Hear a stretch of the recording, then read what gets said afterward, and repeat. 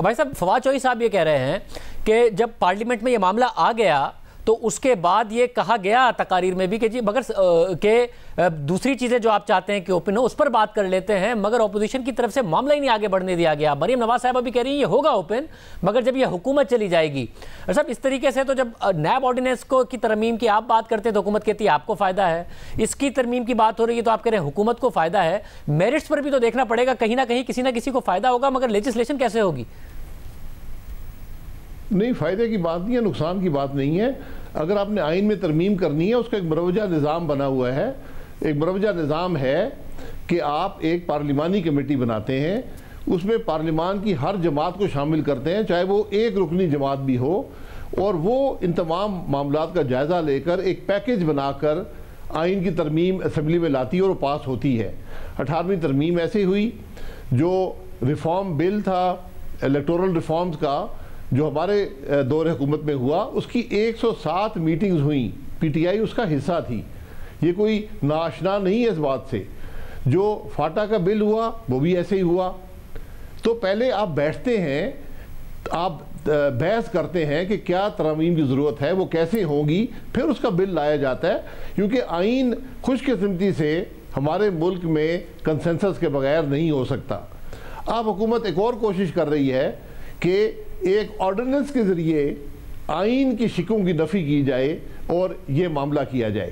تو ایسی عجلت کیا ہے اور کیوں ہے؟ اصل حقیقت یہ ہے، میں بالکل اس بات کے حق میں ہوں کہ اگر آپ نے ووٹ اوپن کرنا ہے پھر سارے ووٹ اوپن کر دیں، پھر پاکستان کا ایک واحد نظام دنیا میں بن جائے گا جہاں ووٹ کی کوئی سیکریسی نہیں ہوگی اور ووٹ اوپن ہوا کرے گا۔ پوری دنیا کے ممالک میں ایسا نظام نہیں ہے۔ ہمارے ملک میں رائج کرنا چاہتے ہیں، اس پر بحث کر لیں، اس نظام کو لے آئیں۔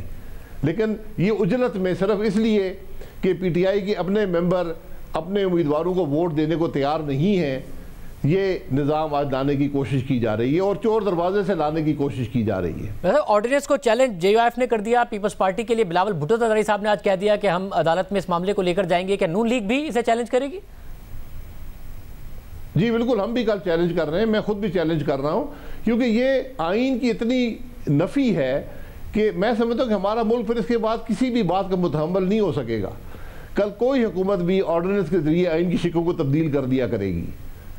یہ جو ایک آرڈیننس جاری ہوا ہے، یہ اتنی مضحکہ خیز بات ہے، یہ قانون کی بنیادوں کی نفی ہے جو اس آرڈیننس میں کی گئی ہے کہ آپ نے ایک قانون بنایا ہے، جو آرڈیننس جاری ہوتا ہے قانون بن جاتا ہے۔ آج ہمارے ملک کا ایک قانون ہے کہ جب سپریم کورٹ کا فیصلہ اس قانون کے حق میں آ گیا تو پھر یہ قانون لاگو ہو جائے گا۔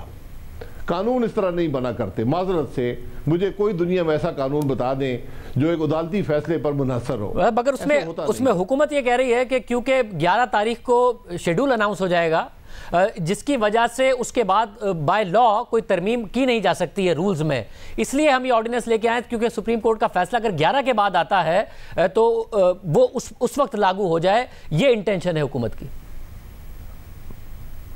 تو یہ سینٹ کا آخری الیکشن نہیں ہے، سینٹ کے الیکشن ہر 3 سال بعد ہوتے ہیں۔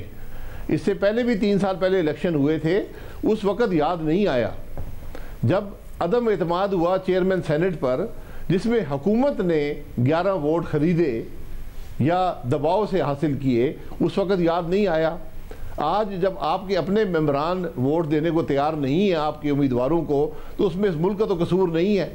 اور کیا میرا بنیادی سوال یہ ہے کہ کیا آپ جو ووٹ کی سینکٹیٹی ہے، جو ووٹ دینے کا مروجہ نظام پوری دنیا کا ہے، کیا آپ اس کی نفی کر سکتے ہیں یا اس کی نفی کرنی چاہیے؟ یہ بڑا بنیادی سوال ہے۔ یہ ایک آرڈیننس سے حل نہیں ہوگا، اس سے جو خرابیاں پیدا ہوں گی اس کا آپ تصور بھی نہیں کر سکتے۔ بھائی صاحب، میں آگے بڑھتے ہوئے آپ لوگوں نے اب لانگ مارچ کے ساتھ دھرنے کا بھی اعلان کر دیا گیا ہے، اب بات سامنے آ گئی ہے کہ دھرنا بھی ہوگا۔ پہلے جو آپ لوگوں کا پلان تھا اس میں 31 جنوری تک، اور پھر بعد میں ہوا کہ سردیاں بھی ہیں، پھر ہوا کہ سینٹ کے انتخابات بھی ہیں جب وکلا سے مشورہ ہوا۔ اس دفعہ بھی باقاعدہ پلان کہتے ہیں کیونکہ 26 مارچ کو اگر آپ مارچ کریں گے، اس کے بعد دھرنا دیں گے، پھر رمضان آ جائے گا، گرمیاں، یہ پورا سوچ سمجھ کر فیصلہ کیا گیا ہے کہ کتنے دن کا دھرنا دینا ہے۔ دھرنے کا ہم نے رزلٹ ماضی میں دیکھ لیا ہے، اس وقت بھی جب آپ کے اداروں کے ساتھ بطور حکومت تعلقات اچھے نہیں تھے تب بھی دھرنے کے ذریعے حکومت نہیں گرا سکے تھے عمران خان یا طاہر القادری صاحب۔ اب تو ادارے کہہ رہے ہیں کہ جی کہ ہمیں نہ گھسیٹیں, ہمارا کوئی بیک ڈور رابطہ بھی نہیں ہے اور ہم سیاست میں نہیں آنا چاہتے, آج بھی D G S P R نے کہا ہے. تو ایسے سینیریو میں آپ کیسے گرا لیں گے حکومت اگر دھرنا بھی دے لیں گے؟ دیکھیں, وہ دھرنا جو اداروں نے ہی کروایا تھا اور ادارے ہی اس سے کوئی مقصد حاصل کرنا چاہتے تھے. ہمارا جو لانگ مارچ ہے اس کے بعد اگر دھرنے میں وہ تبدیل ہوتا ہے, جس کا فیصلہ بھی پی ڈی ایم نے کرنا ہے, اس وقت اپنی رائے کا اظہار مختلف لوگوں نے کر دیا ہے. وہ ہمارا دھرنا حکومت توڑنے کا صرف نہیں ہے, کسی کو گرانے کا نہیں ہے, اقتدار حاصل کرنے کا نہیں ہے. یہ تو ایک تحریک ہے اور یہ ایک بنیادی نقطے پر ہے کہ ملک اس وقت تک ترقی نہیں کر سکتا جب تک ہم اس کو آئین کے مطابق نہیں چلائیں گے. تو یہ اس مقصد کے لیے ہے, یہ ایک بڑے مقصد کے لیے ہے. دھرنا جو ہے یا وہاں پر ایک لمبا احتجاج جو ہے وہ ایک احتجاج کا ذریعہ ہے کہ ملک کی عوام کو بتایا جائے کہ ان کی جو تکالیف ہیں ان کی بات کرنے والا کوئی ہے, ان کے تکالیف کے لیے حل دینے والا کوئی جماعت موجود ہے. تو ہمارا مقصد تو یہ ہے, یہاں صرف حصول اقتدار مقصد نہیں ہے. ویسے مگر اگر لمبا احتجاج یا دھرنا جو بھی ہو, اس میں ہم نے ماضی میں دیکھا ہے کہ کاؤنٹ ڈاؤن جب دھرنا اسٹارٹ ہو جاتا ہے تو خود دھرنا دینے والوں کا شروع ہو جاتا ہے. ظاہر اس کے لاجسٹکس ہیں, لوگوں کو وہاں پر رکھنا, ان کا انتظام کرنا, اور حکومت اگر مذاکرات کے لیے نہ راضی ہو, جو اس وقت بھی نظر آ رہا ہے, اور آپ بھی راضی نہیں ہیں, دونوں کے درمیان شدید قسم کا اختلاف ہے, ادارے بھی کہہ رہے ہیں ہمارا کوئی بیک ڈور رابطہ نہیں ہے, تو ایسے سینیریو میں ڈیڈ لاک ہی ہوگا اور معاملہ تصادم کی طرف جائے گا؟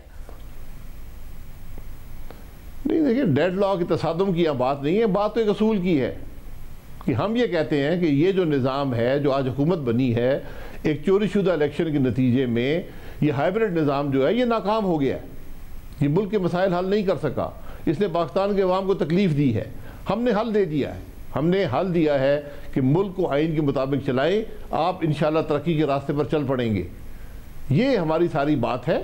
اگر یہ کسی کو قبول نہیں ہے تو اپنا ملک چلا لیں, لیکن حالات یہ کہہ رہے ہیں, وقت یہ ثابت کرے گا کہ ملک کے مسائل کا حل واپس آئین پر جانے میں ہے اور کوئی حل نہیں ہے. ہم اس کے لیے لانگ مارچ کریں, دھرنا دیں, جو کچھ بھی کریں, وہ ہمارا آئینی اور قانونی حق ہے, ہم کریں گے. یہ عوام کی احتجاج کا ذریعہ ہے, یہ عوام کا دباؤ ہے, اس کا مقصد کوئی اقتدار حاصل کرنا یا نیگوشیشن نہیں ہے. یہ تو ایک بنیادی تحریک ہے جو اپنے مقصد میں انشاءاللہ ضرور کامیاب ہوگی. صاحب, کیونکہ مریم نواز صاحبہ نے بھی ماضی میں کہا کہ اسٹیبلشمنٹ کی طرف سے رابطے کیے گئے ہیں, ابھی انہوں نے پچھلے دنوں بھی کہا کہ سینٹ کے معاملے میں بڑوں سے یہ پھر رابطے کراتے ہیں. بلاول بھٹو زرداری نے بھی کہا کہ سلیکٹرز فون نہ کریں.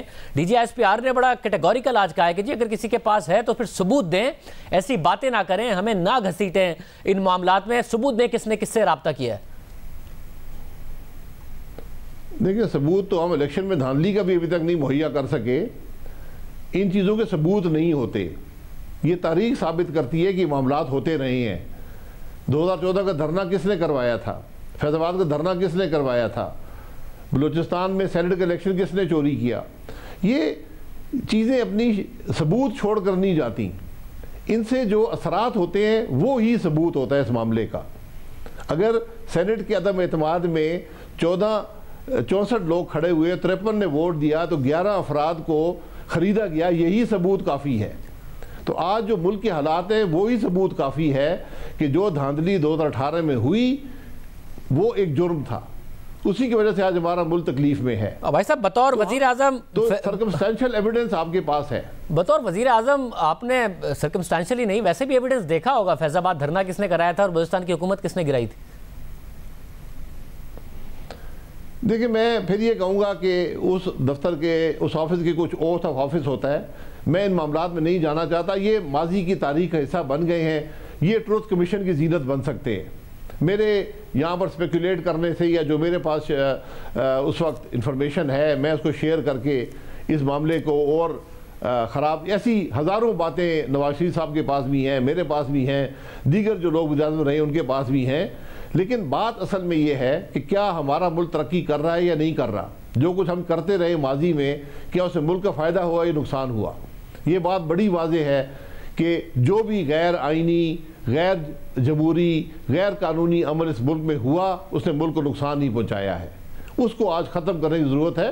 اگر D G S P R کہہ رہے ہیں, میں ان کی بات پہ یقین کرنا چاہتا ہوں, لیکن میں ان کی بات کا ثبوت بھی ان کے عمل میں ہوگا.